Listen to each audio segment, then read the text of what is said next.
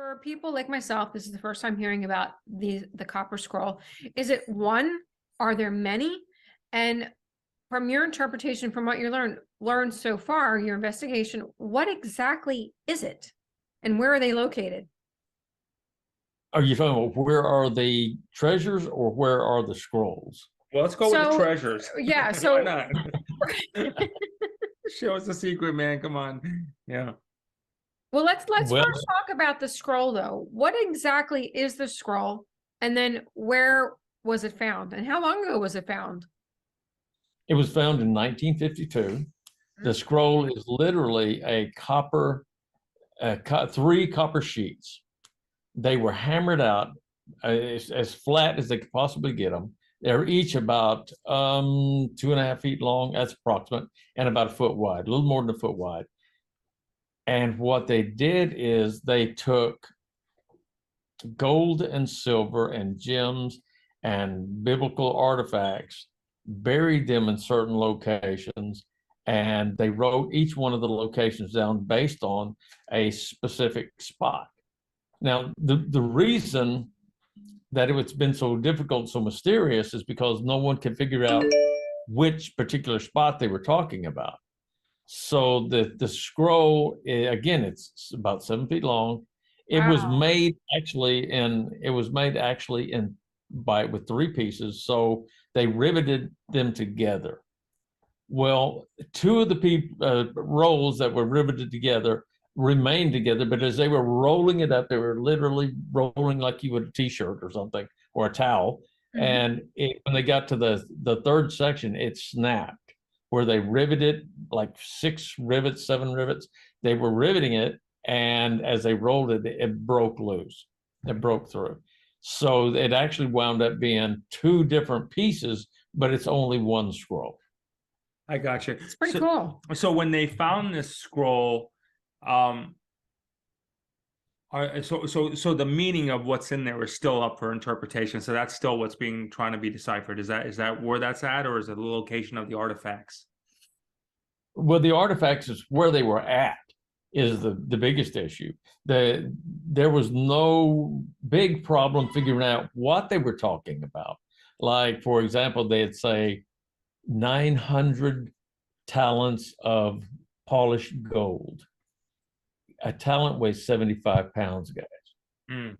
900 times 75 pounds times 14, which is for measuring precious metals, 14 ounces.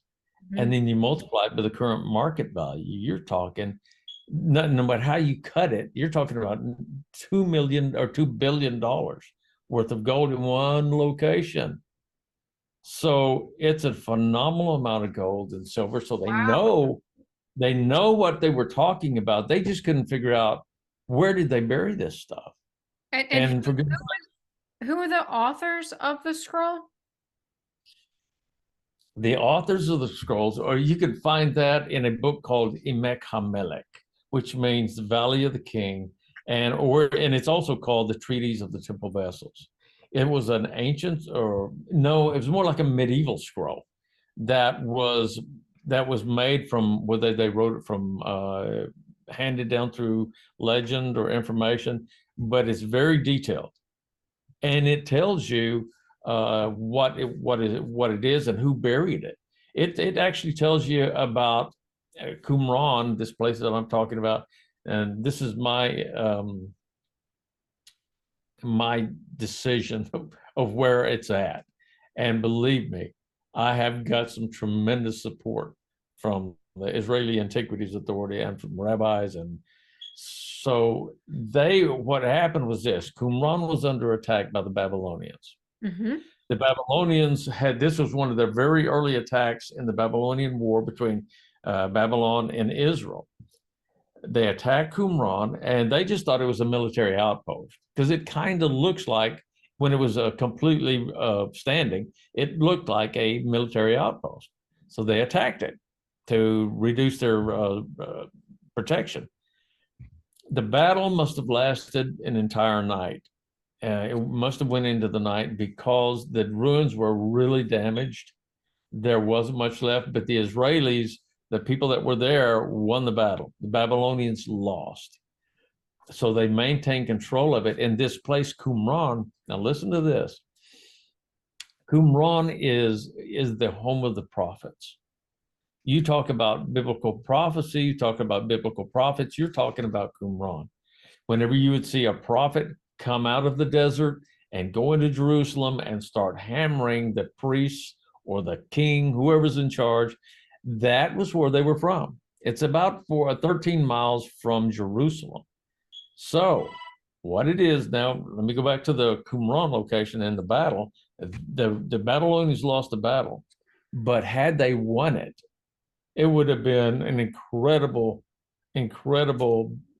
reward for the Babylonians. Thank God they didn't win it, because there were tons and tons of silver, gold, and gems inside of a treasury there at Qumran. So it's a treasure map, verbal treasure map. It was written at the time of Jeremiah, time of the Babylonian attacks and wars. And it was at the home of the prophets of Israel, Which is at Qumran. Qumran. Which is Qumran. Have you yourself ever been to Qumran, or what it is now? Absolutely. I've been to Israel 17 times, and I'm going back again soon. Wow. So I've been there a lot, and I've been to Qumran probably double that. I did a lot of research there. So Qumran, we were talking about this before the show a little bit, and I could tell when you were talking about it, your eyes lit up.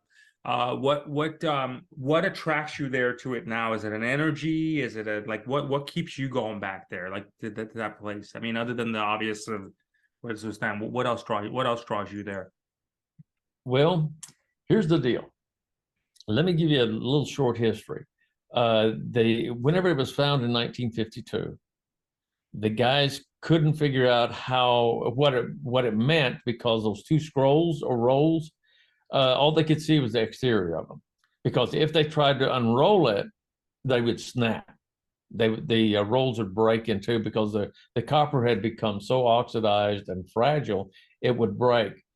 So what they decided to do was take it to a university in England, and they used a dental cutting tool. I mean, a very ancient one, but not ancient, but 1952, 55. That's actually the year I was born. 1955 was the year that they opened it. They took that little tiny circular saw about that big around, and like they use on wood, if they're cutting wood, only it's really tiny instead of this big. Mm-hmm. And they would run it down the side of that copper scroll and separate a section of it at a time, lift it, set it to the side, and go back and make another slice in it. Wow. So they were absolutely astonished at what it was revealing, the amount of gold and silver it was revealing. Oh my goodness, yes. So when you take a look at these the copper scrolls as they are right now, where is the original stored? And what safekeeping location is that at?